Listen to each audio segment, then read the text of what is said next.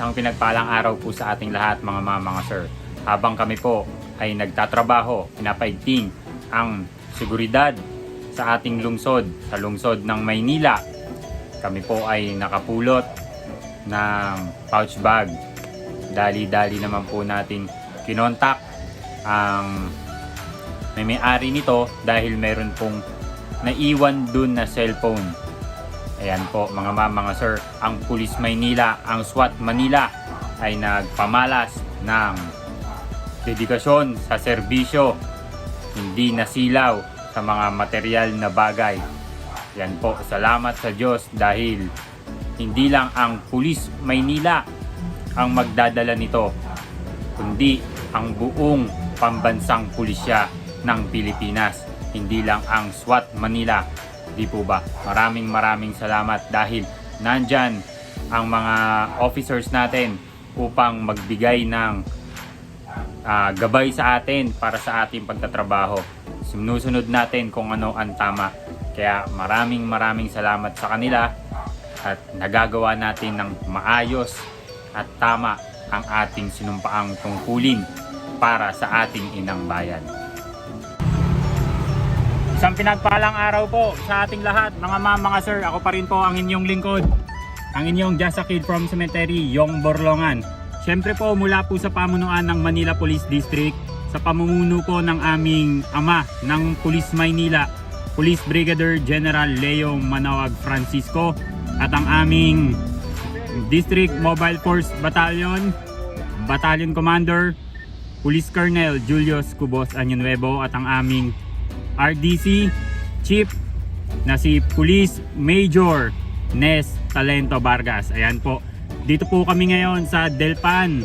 Nakapulot po kami ng pouch bag na naglalaman ng cellphone and langis at iba pang importanteng bagay. Kasama po natin dito ang aking team leader na si Police Staff Sergeant Enrico Morgado. Nandito po siya. Ayan po. Hello guys, good afternoon. Ngayon magsasoli tayo ng pouch na naiwan naman po na bibigyan natin yung gamit niya. Ayan guys, thank you. Siyempre, nandito rin po ang ating Assistant Team Leader, Police Staff Sergeant Roylan Palma. Magandang hapon po. Andito po kami para magsoli ng cellphone at mahalagang bagay sa nakalaglag ng kanyang mga gamit. Ayan po, syempre nandito rin ang aming driver and sweet lover, Patrolman Tagle. Magandang hapon po sa lahat. Muli nga po, magsasoli po ulit kami ng napulot naming gamit. Ayan po mga sir, mula po sa pamunuan ng Manila Police District, kami po ang SWAT Team Manila. Syempre mula po sa 412 Bravo. Yan, ang aming team leader ay si Police Master Sergeant Alfredo Esterado Jr. Ayan po mga sir, hintayin po natin yung caller natin kasi tumatawag na siya. Yan po. Ayan po mga sir, ito po yung napulot natin na pouch bag. Ayan po, napulot po natin to mula dun sa nag-area security tayo kasi meron ditong caravan sa may Delpan. Napulot po siya ni Patrolman Tagle. Ayan po siya. Habang nagsi-security po kami, syempre tinignan po namin yan para sa security na rin po namin. Bubuksan po natin. Ayan, ito po ang laman. Malamang, ayan po, hinahanap na niyan. Actually tumawag na po siya.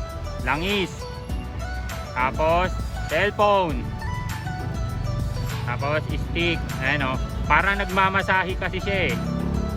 Ayan po, langis, and then ito po yung pang niya, pang kontra, ulam niya yata po yan. Ayan po ang napulot natin. Syempre kami po ang Manila Police District SWAT Manila. Mga sir, kami po ay kakampi nyo. Di po ba, nandito po kami para sa inyong kaligtasan at seguridad. Ayan po, hihintayin po natin yung may-ari nito dahil tumawag na po siya.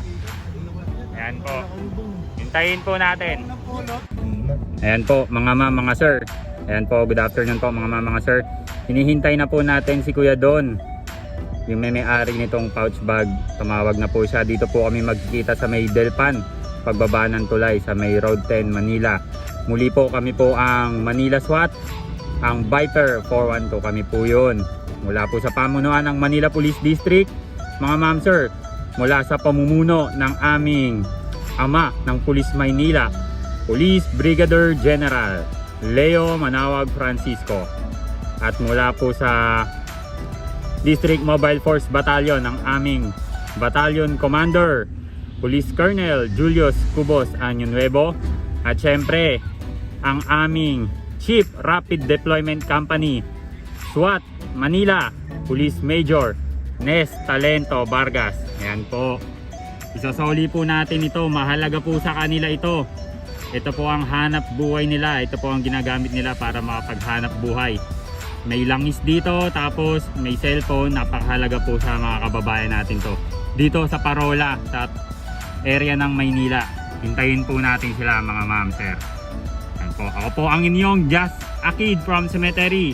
Walang iba, Yong Borlongan. Ito kasi yung one number kong minamasan. Ayan po mga ma'am, mga sir. Ayan po si kuya and si ate. Sila po ang may-ari nitong napulot natin na pouch bag. Sasoli po natin sa kanila. Yan lang dito. Dali akong kapo. Ayan po mga ma'am, mga sir, si Kuya Don. Siya po ang nakahulog ng pouch bag.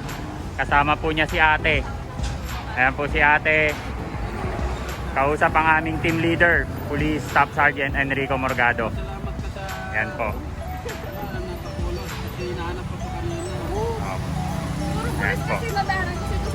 Ayan po silang dalawa. So soli po natin yung napulot natin na pouch bag sa kanila. Napakahalaga po na. Ayan po mga ma'am, mga sir. Bubuksan nila. Bubuksan na ni ate. Para malaman niya kung may nawala ba o... Sakto po yan. Walang labis, walang kulang. Pantawas.